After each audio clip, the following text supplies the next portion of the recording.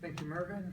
Right now, while the projector warms up, I'll kind of give a little background on what I'm going to be talking about, and then we can jump into PowerPoint. So today I'm going to be doing visual aids, and I'm going to talk to you about an aviation disaster. There it is, yay! So the disaster was American Airlines Flight 191. It's McDonnell Douglas built DC-10 aircraft, and this happened flying out of Chicago O'Hare about 30 years ago. It was 1979.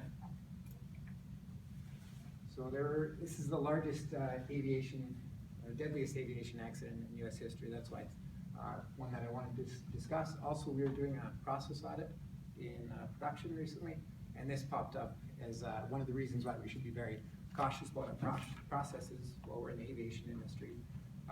But it piqued my interest. You never explained why it mattered so much or what happened, and so I dug into what happened. So as you can see, a lot of fatalities, 258 passengers, 13 crew, and 2 people on the ground. And that was coming out of Chicago O'Hare. So what happened, and what can we learn from that? So this is aircraft during takeoff mode. You kind of pay some attention to the front and back of that wing. And this is the engine and pylon that attaches to the wing. All those things matter as to what actually occurred. So during takeoff in Chicago O'Hare, the left engine ripped off from the wing, and it separated, went over the top of the wing, and then landed on the airstrip. And then about 40 seconds later, the aircraft lost control and banked, rolled sharply to the left, and then impacted the ground. So it was actually a faulty procedure at the top that American Airlines chose to use to save some time.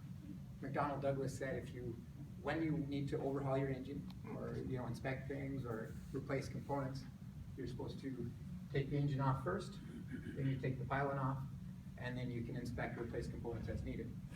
But it's a competitive marketplace, so they look to find ways to shave off time. So with 300 hours, you could save 300 hours if you take the engine and pylon off as one piece. Unfortunately, when they did that, they lifted from the bottom with a forklift, and the engine, it's probably a 10, 15,000 pound piece of aluminum and other materials. So it moved and jostled during that forklift lift, and it caused damage right here. And that damage was an on-scene damage. So it's aluminum, and then underneath that is larger, heavier duty plates, and there were small structural cracks there that couldn't have been known, and so they continued flying that aircraft, right? They put the engine and the pylon back on. So from there, you get your damage, and then after about 70 or 80 takeoff and landing sequences, those fractures propagated. It got bigger and bigger. And then on May 25th, 1979, the fracture caused complete failure. So the pylon fails, the engine ruptures, or the pylon ruptures, the engine moves forward, takes off parts of the wing, and then when the engine went forward, the engine is providing hydraulic pressure, and that hydraulic pressure is going throughout the aircraft to do many things. One of those things is holding down this component right here. It's called the leading edge slat. And with the loss of that hydraulic pressure, the slat retracted into the wing. The purpose of the slat is to increase lift. So with the slat lost, your wing lift loses, and so that wing is no longer as effective as the other wing. Leading edge retracts, left wing stalls, which I kind of explained, and then the uncontrolled loss. So the DC-10 is designed to handle an engine out scenario. It has 3 engines. It has one in the tail and then 2 on either wing. And so it's designed to handle, if you lose a wing, even if you lose the leading edge in front of the wing, the aircraft is supposed to handle that. You take off, you inform your air traffic controller, and then you return to your landing strip. So it should have been just fine. But since the leading edge, or that leading slat was lost, that's what led to the issue. So if you're concerned, right, we all fly periodically throughout the year. If you're thinking, boy, how could this happen? Is aviation that bad? Well, I'd have to say, looking at this chart, it's not. Some of the worst years had about 55 aircraft losses. And yet we're over here in 2015, 2016, 2017 now. So we have, we've cut that by a gigantic factor, right? Probably factor 4 here, but we've probably also tripled or quadrupled, maybe even 10 times the number of air travels and takeoff and landings and trips that we take. So air travel is a very safe way to travel. It's just, we do it approximately 59 million times a year. There's takeoffs in the world.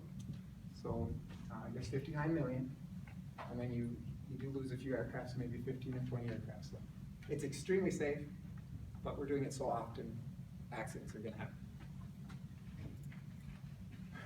From American Airlines Flight 191, these were some of the changes. During the investigation, they grounded the fleet. They took a look at all the aircrafts. There were probably hundreds in the fleet, and they found that that procedure is being done by another airline. I think it was United, Continental, American Airlines. 2 of the 3 were using the forklift method to take the engine off, and approximately about 3 other aircrafts had these fractures. So we would have found the issue sooner or later, but it popped up first on American Airlines Flight 191. The procedure is banned for obvious reasons. It caused failure. A slat relief valve became mandatory for that aircraft, and I think for every other aircraft. So what that means is if during a takeoff or any sequence, if the slat is retracted, or not retracted, but in position to maximize lift, and you lose hydraulic pressure, the slat will not retract. It remains where it is. Then you can have your maximum lift, return to the landing strip, and everybody's okay. First officer shaker, mandatory. I didn't go into much detail there, but basically the pilots didn't know that they had lost an engine, totally lost it, or that their wing was damaged. They just thought the engine had flamed out and quit, and so they're running under 2 engines. They didn't know about the unsafe loss of lift condition, and a shaker would inform the pilots that they have an aerodynamic issue, and so now they take different precautions. Fines to McDonnell Douglas and American Airlines. McDonnell Douglas, there were a couple design issues that could have alleviated this problem. And then the DC-10 aircraft did stay in service, so it's not like they grounded them and threw them away. For 30-some years, they performed very well. It's just, with that many aircrafts, you're gonna have some accidents. So aviation is still safe, and this was the worst accident in aviation history in the United States, but I still think you should continue enjoying flight. Thank you.